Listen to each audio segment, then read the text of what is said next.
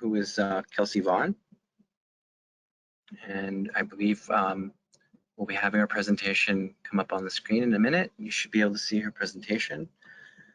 Kelsey's session is called Building Resiliency in Uncertain Times, Water Audits and Controlling Water Losses.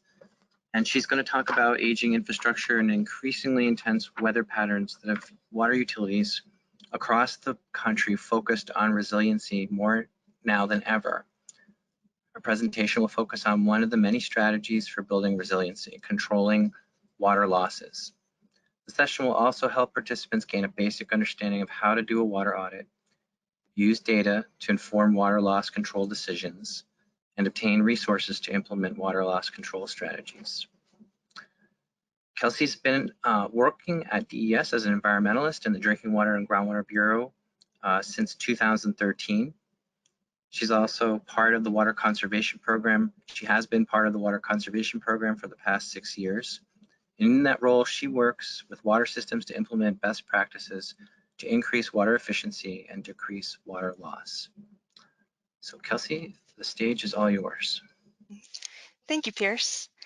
I just want to confirm that you can hear me and you are seeing my slides. Great. All right. So we're going to get going right away with a poll question. That way I know who's on the call here today.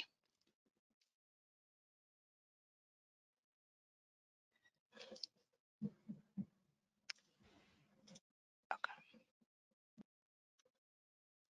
Great.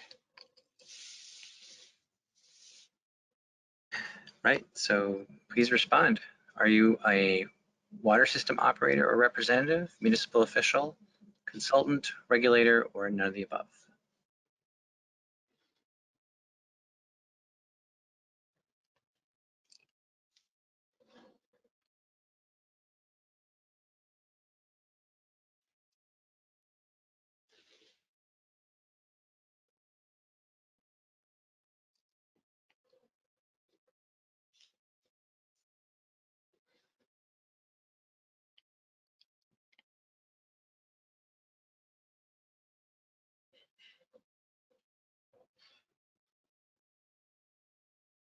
Okay, so it looks like our audience has over half of our audience are water system operators or representatives, followed by none of the above.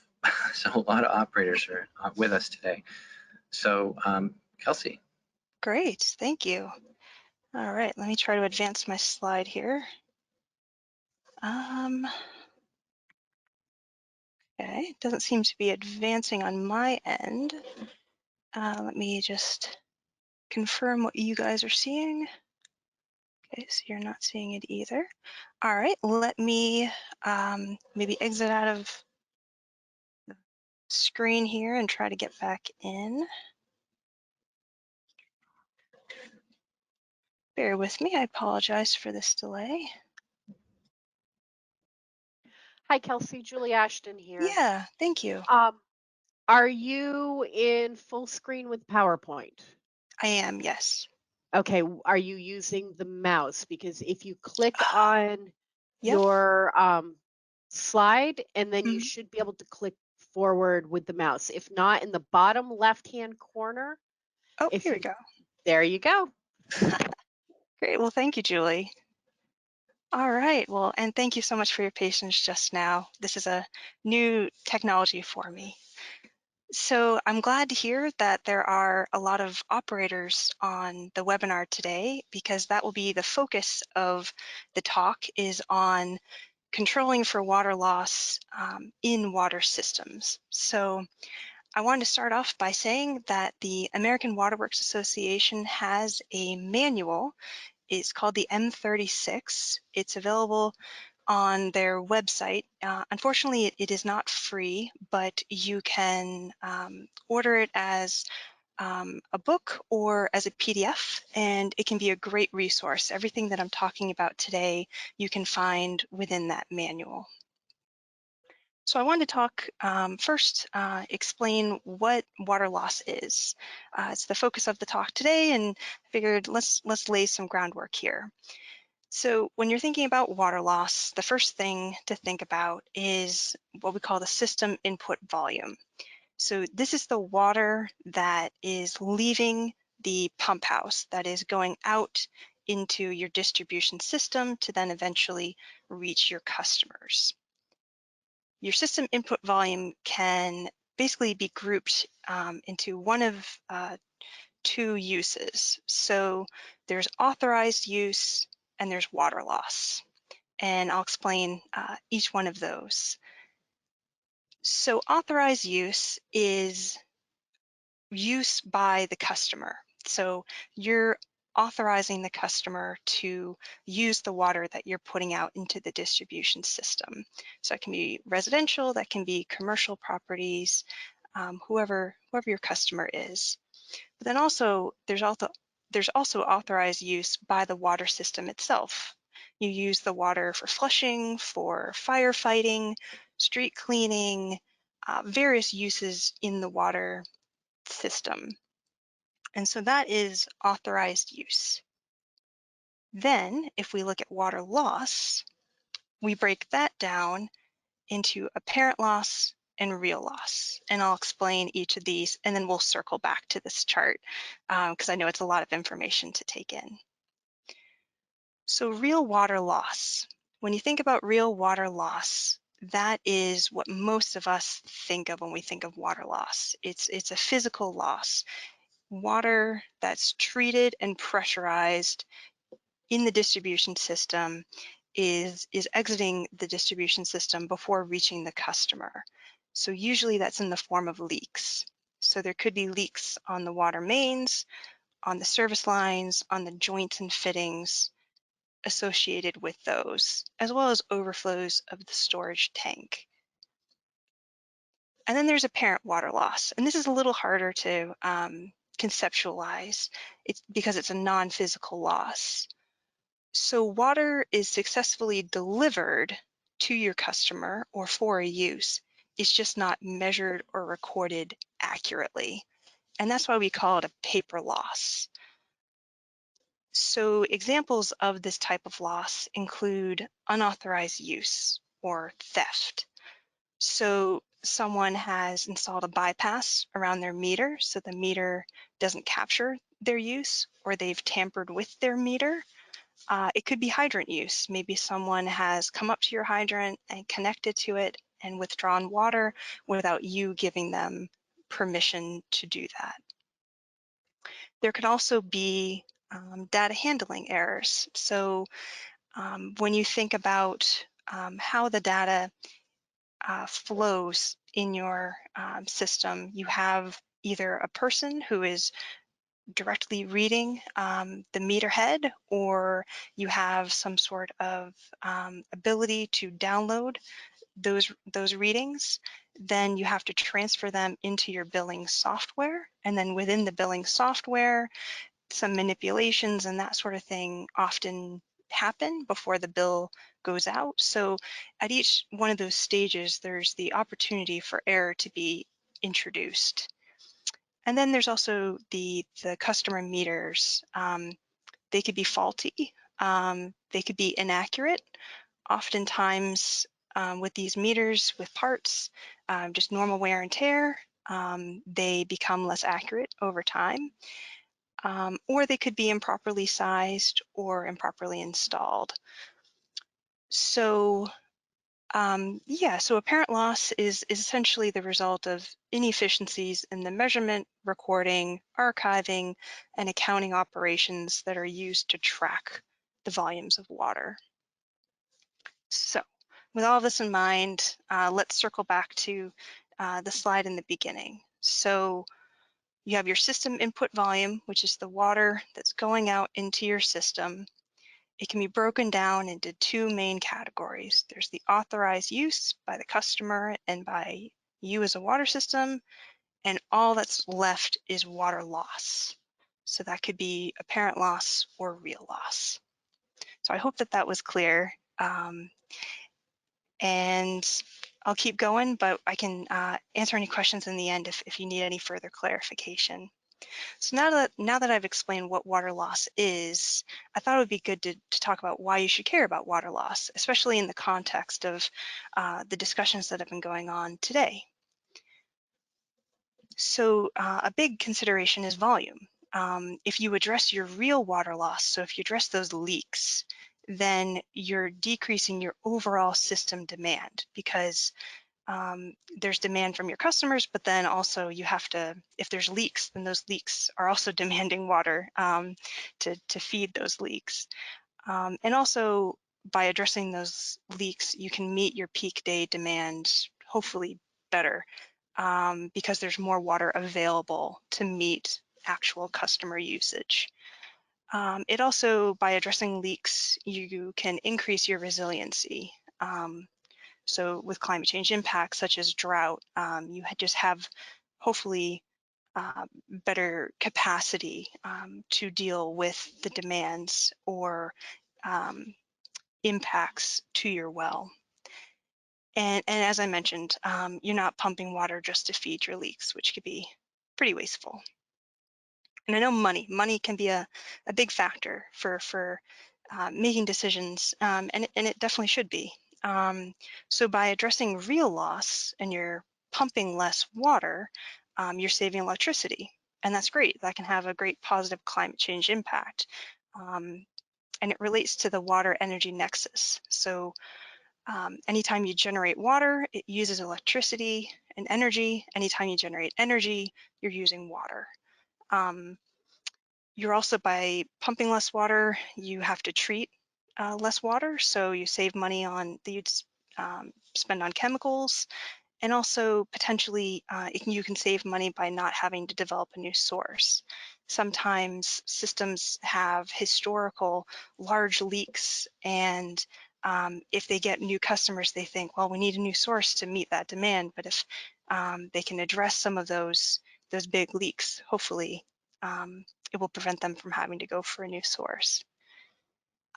So those are ways that you can save money, but also if you address apparent loss, you might be able to increase your revenue. By installing more accurate service meters, you're no longer undercharging people because the meters are able to capture all the range of flows that are going through it. If you're able to find your billing errors and correct those, potentially you could bring in more revenue. And I've worked with some systems, when they look at their billing, they realize for whatever reason some customers had been dropped from their system, or things had happened in the background that they hadn't realized. And so new customers can mean more revenue. And then customer service. By proactively addressing your real loss, your leaks, before they become big leaks, you're preventing some really catastrophic outcomes where people's property can be damaged, such as flooding, or you have to shut off the service for an extended period of time to make repairs. And also by addressing your water loss, you demonstrate good stewardship and that you're managing your resource well. And you're building resiliency, and those are all great for the customer to see. So now that we know what water loss is and why you should care about it, the next question is, all right, how do you figure out what your water loss is? What's its volume and value? And so I'm going to talk about these three main points here, spending a little more time on water audits. So the American Water Works Association, in that M36 manual that I mentioned, has really great information about water audits. And the main point that they make about them is that all water can be accounted for. We used to use the term unaccounted for water, but they want us to think about that all water can be accounted for, and that goes back to the table that I was showing you in the beginning that I'm going to show you again. And there are different ways that you can quantify water use. So you can measure it directly with metering. You can estimate your water use based on SCADA, or you can just use inference. So for instance, for flushing, you can say, well, we have this many hydrants, this is the average flow rate, and we did the flushing over this amount of time. It's a little rudimentary. Definitely you could do a similar thing with your SCADA, that you said, all right, we had this flushing event on this night, this is the amount that was over our average. But there are definitely ways that you can try to infer and determine how much water that you're using. And so we're coming back to the chart here. So when I say all water can be accounted for, what I mean is supplied water, so that your system input volume goes to either authorized consumption or water loss. And within each of those, there are different components, it gets broken down a little more, and you can start gathering data to understand in each one of those where your water is going. And then as a result, you can make some management decisions. And I'm not expecting you to take in this whole table. I just wanted to give you a sense of how you can start to think about where your water is going in your system and different ways that you can think about how you're tracking it and then using it in the water audit. So the AWA's water audit is a top-down approach. You start with the system input volume, and then you work your way down basically for billed authorized and unbilled authorized, apparent loss and real loss. So you're working your way through all the various components, and the volume left over at the end is your real loss. And I'm going to show you an example of a water audit so you can kind of see how this works. So the American Water Works Association has free water audit software. It's based on the M36. It's considered a companion tool. It's used to assess water loss and its impacts. And the main point is the 3 V's. So it looks at volume, value, and validity. And I'm going to explain each one of those as well. But keep that in mind, the 3 V's, as well as key performance indicators, and which I will also provide an example on. So just to give you quick background on the software itself, it was first released in 2006. And they just released a version in December, and it's definitely an improvement. I think it's more user-friendly, I think especially for beginners. So I keep calling it, and they call it the free water audit software, but it isn't software. It's an Excel spreadsheet, which hopefully is easier to use. You download it from the American Water Works Association's water loss control website. I have the URL here, but if you just Google AWA water loss control, you'll get over to the website. And on that website, pretty much right at the top is a place where you fill out your contact information to be able to download the software.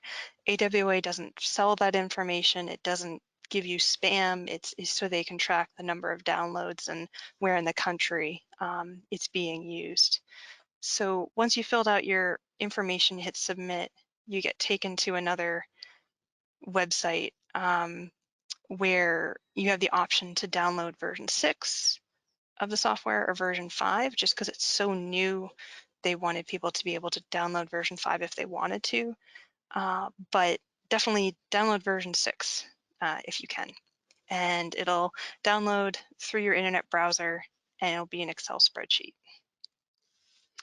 So this is really zoomed out, and I'm going to zoom in to various parts of it, but I just wanted to show you what the software looks like, that there are a bunch of tabs on the bottom, and really you're only going to be working in a couple of the tabs, but there's tabs where you can write notes and where there's a blank sheet where you can write notes, and that it's really interactive where if you click a link like what's the definition of this, it'll take you over to the definition tab, and then you can go back to where you had been working. So it's hopefully more intuitive.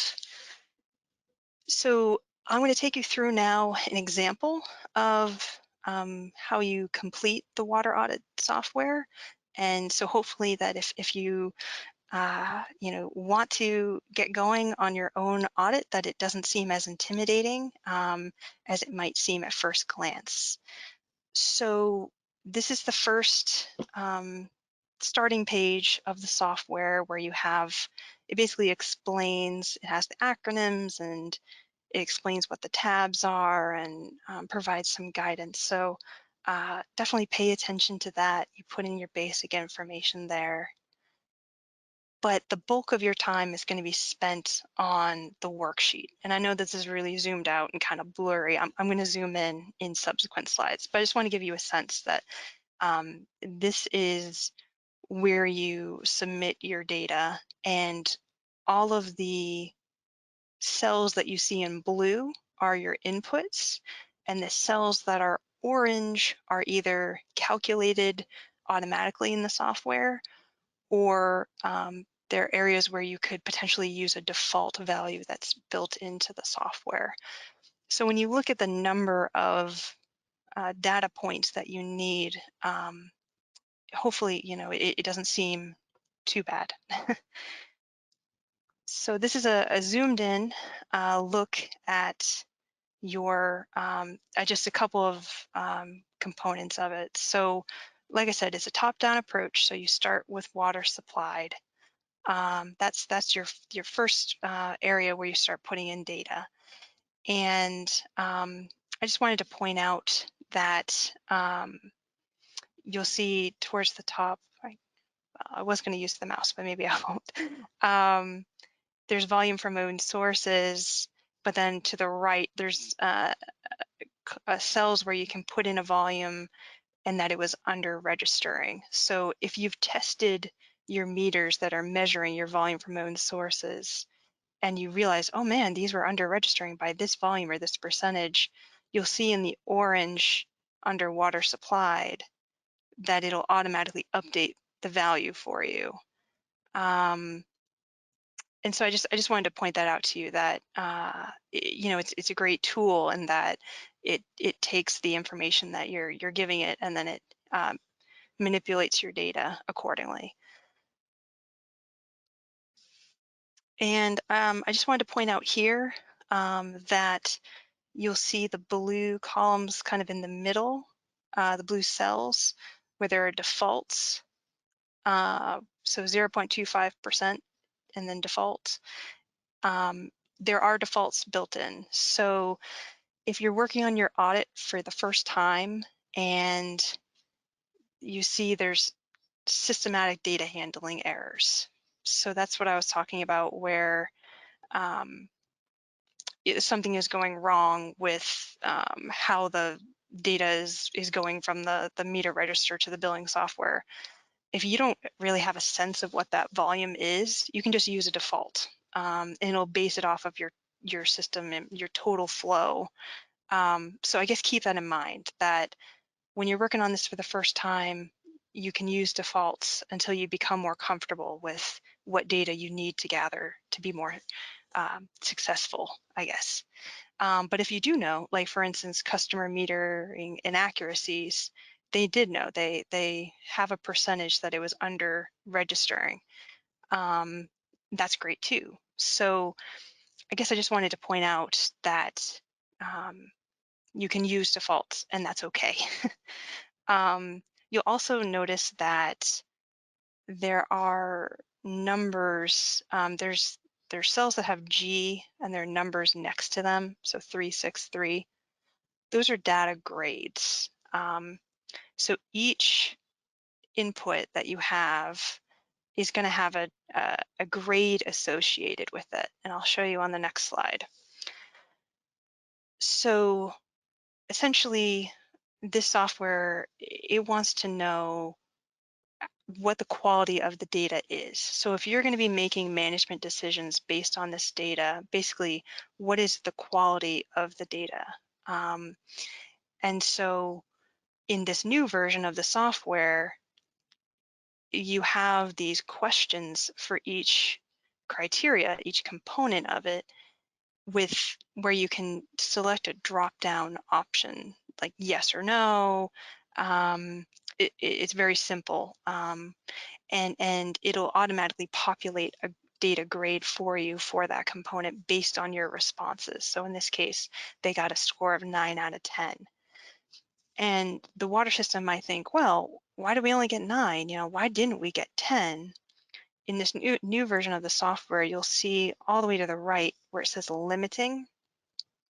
The software will point out what the limiting factor was that kept your grade lower. So if you wanted to get a higher grade, you could focus on that element, which is a really interesting improvement with this new software and how it can be used as a tool in different ways. So after you filled out all of the information, then you get to a dashboard. And this is the complete dashboard. I'll zoom into each part of it. But this is also an improvement with the latest version where it just presents your data in a different way that hopefully is helpful. So I'm going to zoom in starting in the top left. So this data validity. So it used to be that you just had a data validity score. So in this case, they got an 81. But then as AWA was working on, their committee was working on this newest version, they said, well, what's the difference between a score of an 81 and an 82, or an 81 and a 87? And so they want us to think about tiers. So your data validity score, I should back up, I apologize. Your data validity score is, it takes all of your data grades and just adds them together. And it gives you an indication of the quality of your data. And so in this case, them getting an 81, that means they're in the 4th tier out of 5 tiers, which is really good. People in tier 5 are like systems in California that have been doing this for a while, sort of thing. So if on your first go you get a tier 3 or tier 4, I would say you're in good shape. But this is really great. So it shows you, all right, we're going to be making management decisions based on this data. How good is the data? What is our data validity score? Okay, we're in tier 4, that's helpful. The next thing I wanted to show you were these graphs that are now part of this dashboard. These graphs relate to a term called non-revenue water, which I haven't brought up yet. But essentially non-revenue water is, if we look at the system input volume, it's basically all of the water that you don't collect a revenue on, so you're not billing for. So it includes all of your water loss, but then also your authorized use that you don't bill for. There are pros and cons to looking at non-revenue water versus just water loss, but in this tool, it has a couple of charts specific to non-revenue water. So I just wanted to quickly show you what I mean by non-revenue water. So it's water loss and then authorized consumption that isn't billed. So if you look on the chart on the left, you'll see that, okay, if we want to address our non-revenue water by volume, you see how it's a lot of blue, which is real loss. So you think, okay, let's focus on real loss. Let's fix our leaks kind of thing.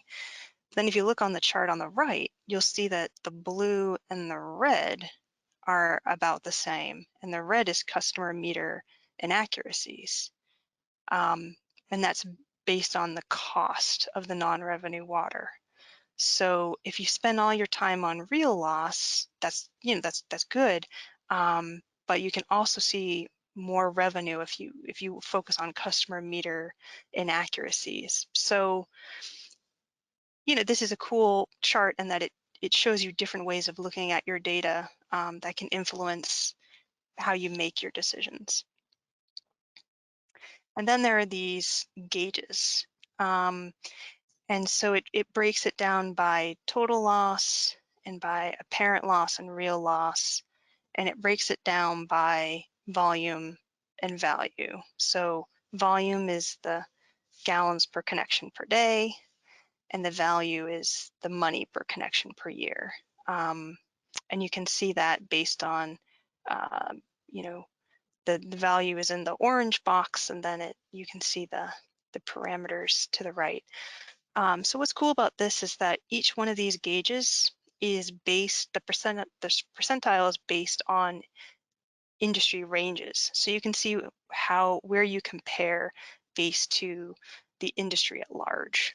And so that, it's just another way of thinking about it. AWA put out a report in 2020 where it talked about key performance indicators, and it recommends that we use a suite of indicators to see where we're at for water loss, rather than focusing on just one. Let's kind of zoom out and look at volume and value through different means. So yeah, this dashboard is a really great improvement. So this is just the zoomed out level again, where you can see the validity, the volume, and value are all, these key performance indicators are all here. They're all incorporated as part of the dashboard, the 3 Vs. So another great thing about this tool is that you've been seeing this table. I keep showing you this table. It automatically populates the table for you based on your values, which is really helpful. But you'll see, I had mentioned it doesn't break down your real losses. So that's the only part of this where it says not broken down. But it's another way of visualizing your data. So just to summarize, there are improvements with version 6 with interactive data grading, with showing you the limiting criteria, and there's a great new dashboard that reflects the newest AWA position. The software is free. It's used throughout the country, where you enter your inputs, you get outputs, and you can make management decisions. And it focuses on those 3 Vs: the validity, so the quality of your data, the volume of your water loss and your non-revenue water, and the value of it. So I know that was a lot of information. We're going to do a quick poll question just to make sure you're still with us, and then I'll keep going with the rest of the presentation.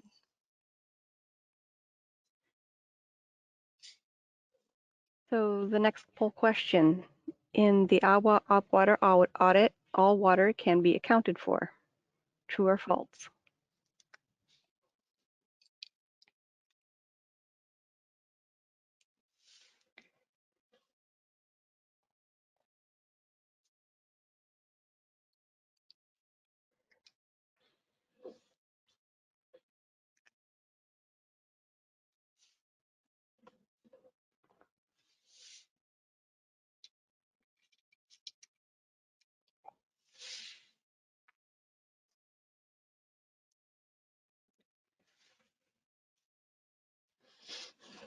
All So right, 56% true and 44% false. great. All right, yeah. So so in the audit, we're hoping that all the water can be accounted for, and we just use those different ways of looking at water and looking at the volumes. Okay, let me just make sure. Okay, good. Back. All right, so just to summarize where we're at in the presentation, I've talked about what water loss is, why you should care about it, and now we're talking about how do you determine what your water loss volumes are. So talked about a water audit, and next we're going to move on to NightFlow Analysis, which is a tool used by a lot of small water systems, where you have a meter that measures the water leaving your pump house. And that meter has to be able to read low flow and you want to record the reading every minute for an hour at a period where you anticipate the demand to be low. So typically that's at night. That's why we call it a NightFlow analysis. You can either log it, by reading it and writing it down, like this example on the right, or if you have logging capabilities, you can download it that way. So when you do this the first time, you're going to establish your baseline flow. So that's when your system is tight. And it's tight when you've determined you don't have any leaks, or when if you're a new system, you've pressure tested it and you're good to go. And then your subsequent NightFlow analyses, when you do that, you look at your lowest flow and you compare it to your baseline low flow. And so the difference will tell you how much you might be losing for leaks. So NightFlow analysis, it can be a really good tool for small systems. And then finally, with determining your water loss, I just wanted to mention customer meter testing. So that will show you how accurate your customer meters are. So you can take a batch sample, say systems that are all a certain age or a certain volume that have passed through them, a certain section of your system, whatever it is, and test those to see where they're at. Or if you've removed some meters that you are going to then replace, then maybe test the ones that you removed just to see where they were at when you pulled them for replacement. And your results of so that will show you kind of where you're at for your customer meter apparent loss. I just wanted to point out that AWA also has a manual related to meter testing and installation. It's called the M6. And that's also available on their site, but once again, it isn't free, unfortunately. All right, so now that we know how much water we're losing, how do we manage it? How do we reduce our water loss? So first we'll start with apparent loss. So what I recommend is just having a meter testing and replacement program. The Public Utility Commission has recommendations based on the meter size, which I have in the table on the right here. There's also an accuracy warranty for each meter, which will also tell you based on the age or the flow through it, what the accuracy is expected to be. I also wanted to point out, when it comes to meters, make sure that you're selecting them for the projected flow rate. So a lot of systems have great results when they look at downsizing and capturing all the flow moving through them, and also that they're installed properly. So are they installed horizontal, vertical? Are there any obstructions upstream or downstream of the meter that could impact how the meter measures the water going through it? Because apparent loss, has to do with meter inaccuracy. And another thing with meters related to apparent loss is just confirm the number of digits in your meter reading. So sometimes if there's a 0 at the end, maybe either the person reading the meter or the reader itself, it drops zeros or other digits. So just when you're getting familiar with your meters, with your technology, just confirm that it's reading accurately and being recorded accurately. Another thing that the M36 manual recommends for managing and reducing your apparent loss is looking at your customer billing system. So flowchart the process, and I took this out of the M36, where if you think about how the data gets from the meter to the billing software, there are a bunch of different ways that it gets there. So just make sure that you understand that process and who's in there manipulating it. Look for accounts with 0 usage. That can be a red flag when there's something up. Also, track any adjustments. Sometimes the people in billing will change the numbers a bit to reflect things going on with the customer. And so if those aren't, I think you guys are still unmuted. So yeah, if there are adjustments made in the billing software and then you're going in and using those numbers for your water audit, you know, you want to make sure you can track those. All right, so that was apparent loss. And then how do you manage your real water loss? There are 4 pillars. These are the 4 arrows I have here that I'll get into each one of those. They're all equally important for managing and reducing your real water loss. So I'll start with active leakage control. So there are 3 main types of leakage. And so each one of those is shown and described here, but then also the tools that you can use to address each one. So your background leakage, those are your weeps and seeps. Those are hard to detect and they don't surface, so they don't go reported. Pressure management is really important with those. You know, if it's a lower pressure, then it means that the flow rate is a little lower out of those. Then there's unreported leakage, and that can be found typically with proactive leak detection. So that's really important, and I'll explain what I mean by that in the next slide. And then also there's reported leakage, and the main thing with that is your repair time. So the time it takes to be aware of the leak, and then isolate where the leak is, and then repair the leak. So I just wanted to point out that there are 3 different types of leakage that I'm talking about. So for active leakage control, proactive leakage control, leak detection surveys are a great tool. We recommend at DES that you do 100% of your system at least every 2 years. It's dependent on detailed record drawings. So that the consultant knows where to listen for leaks. We also have a fact sheet on our website that lists the consultants that can be hired to perform a leak detection survey for you. We also have a grant program, which I'll get to in a couple slides. There are also correlators that you could purchase that you could install permanently in a fixed location. Say there's a section of your system that is more prone to leaks, you could have them there, and that way that these correlators, they listen for leaks, and you can go in and determine, you know, where your leaks are. There are also correlators that we say you lift and shift. So you install them and then keep them there for a night or 2 so they listen for leaks.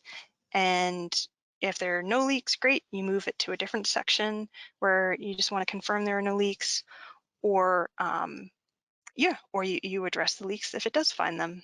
And then also just, you know, when you're out in the system, you know, listen to hydrants, listen to curb stops, listen to other things, you know, just have that tool, you know, in your truck when you're out there, and you know, take maybe a couple minutes just to listen.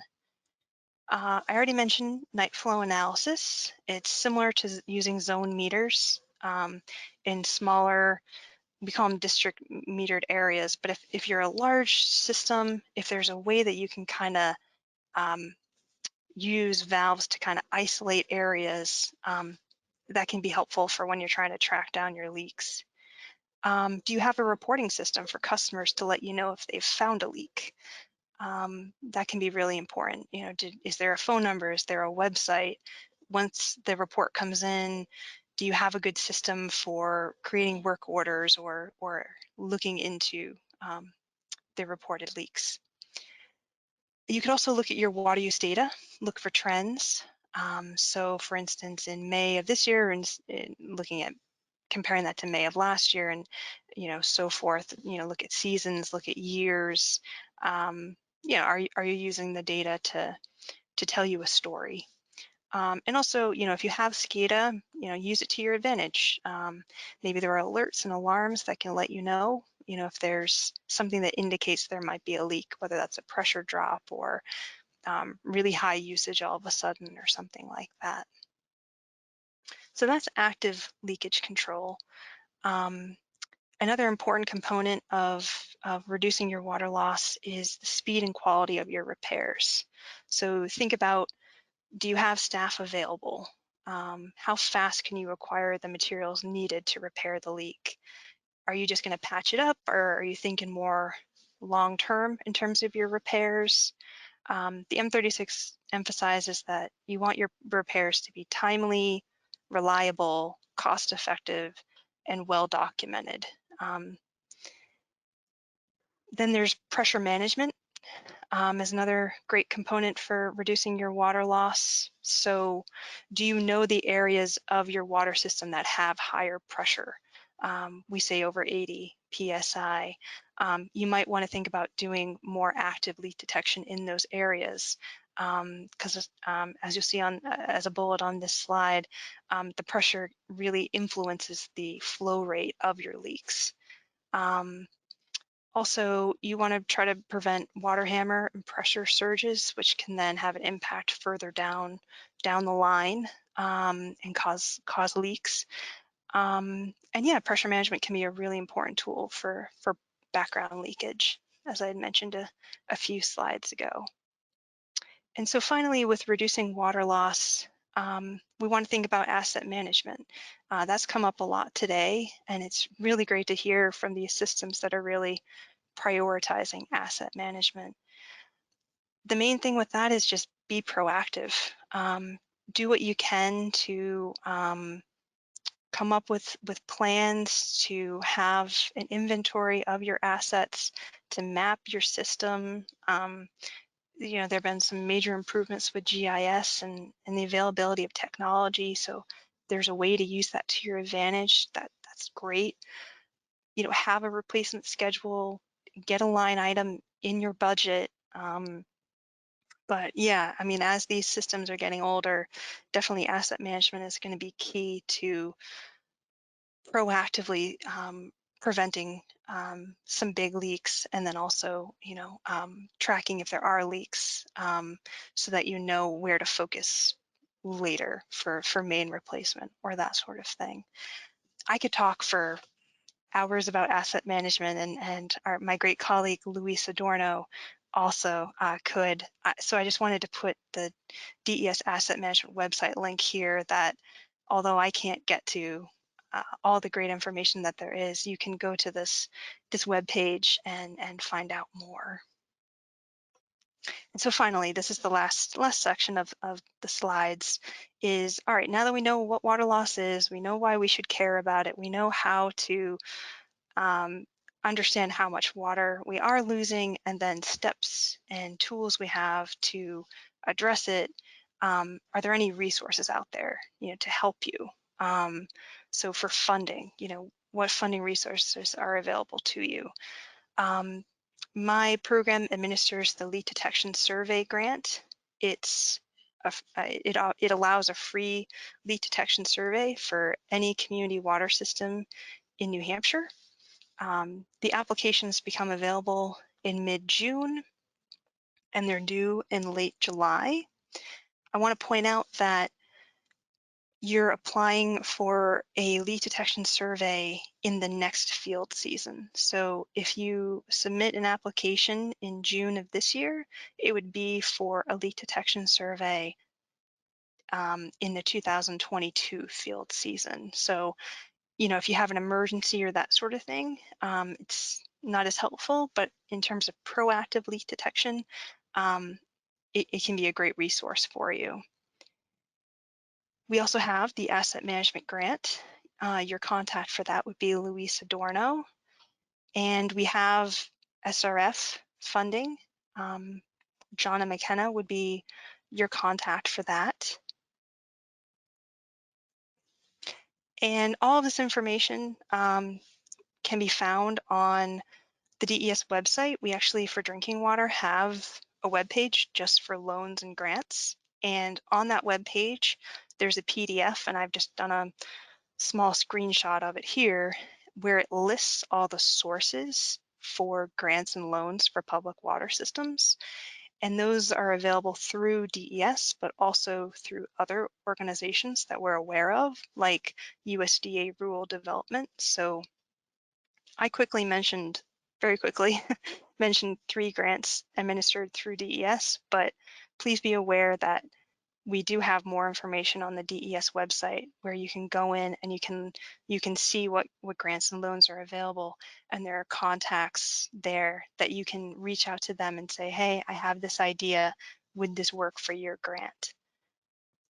And then so finally, in terms of resources, in terms of non-funding, so in terms of tools and other information, the DES Water Conservation website can be a great resource. About midway down the web page, we have this module down here that has information related to water loss control and leak detection surveys and water audits, and there are guides and links that can take you to even more resources. There's the American Water Works Association's water loss control website, and I have a link there, but once again, you can just Google it as well. That's where you can download version 6 of the water audit software. They have a memo where they describe version 6. There's the example water audit, which is actually where I pulled the slides for this PowerPoint, and there are links to reports. It's a great resource.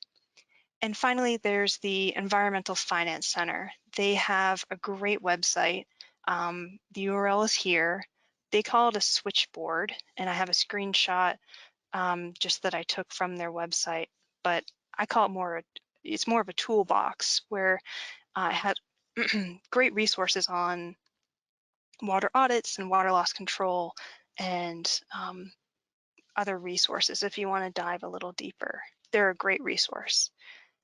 And so that is it for my content. We're going to close out with a poll, and then I'll answer any questions that you have.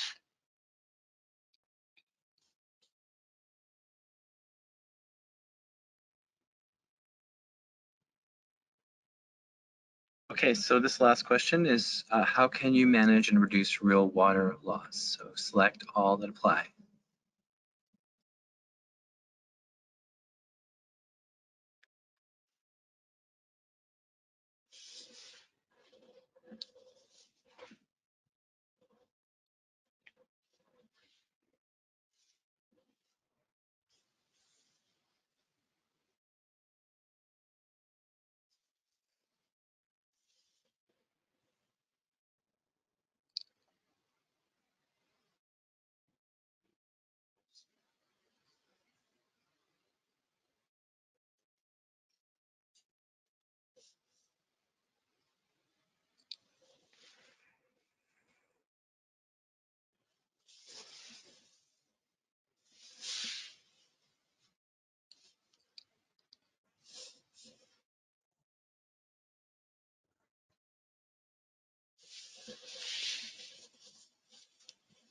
Okay, so interesting results. It looks like we've got pretty high responses on all of these as options to reduce water loss. So as Kelsey said, I think this is her last slide or last poll.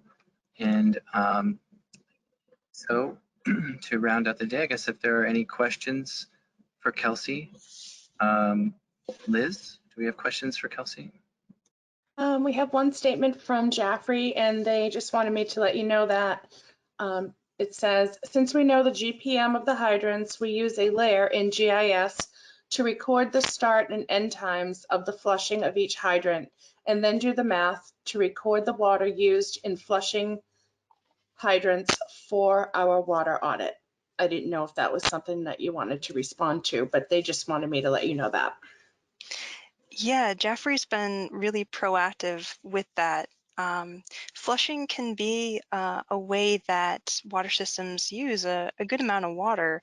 And so if there are ways that you can track that usage, then that's really helpful for when you're thinking about your water audit and how you're using water in your system. So what Jeffrey has described is great. And I recommend it to systems that think that they're capable of doing that, and to reach out to Jaffrey for more information. But thank you for for adding that to the discussion. And there are no more questions. Great. Great. Thanks, Liz. Thanks for the question from Jaffrey. And thanks again, Kelsey, for that detailed presentation. It was really informative and timely, given many systems should be considering this if we are going to have recurring droughts and need to use our drinking water resources to the greatest extent possible.